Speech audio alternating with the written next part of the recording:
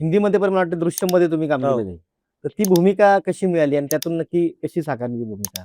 ती भूमिका म्हणजे त्याची ऑडिशनच घेतली होती. बरं. आम्ही सगळेच गेलो होतो आणि निशिकांत कामत जे हो, आता हो. आपण नाहीये, त्यांनी ते दिग्दर्शित केलं होतं. त्यामुळे तो कॉन्ट्रॅक्टर राणे ही दृश्यमची मी भूमिका केली होती. त्याचा एक किस्सा मस्त आहे खरं. तर तो कॉन्ट्रॅक्टर आहे ना, तो आलेला हो, असतो. हो. त्याचा एक डायलॉग आहे हं. अजय देवगण बरोबर बघ, की अजय देवगणला तो नेतो आणि त्याचं ते गॅरेज दाखवतो हां. आणि म्हणतो, "बस विजय भाई इतना ही काम है, कोई प्रॉब्लेम नहीं." त्याला म्हणतो बघ, हं, हं, हं. "मेरा पुलिस स्टेशन का अभी स्लैब का काम हुआ है हं.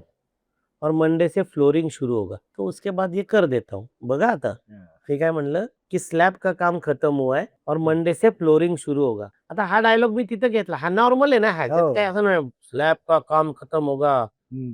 नॉर्मल घेतला. मग मला परत निशी म्हणला, "पिट्या ते टाईट झालं ना, परत घे हा डायलॉग." हं. म्हणलं, "हिला हाच घे, ह्याच्यात काय असं डायलॉग मध्ये कारण नाही का वेगळा अच्छा. काय." मग मी घेतला परत, की "नहीं, नहीं कोई प्रॉब्लम नहीं, हो जाएगा. मेरा पुलिस स्टेशन का अभी स्लैब का काम खत्म हुआ है और मंडे से फ्लोरिंग शुरू होगा, तो उसके बाद कर दूंगा."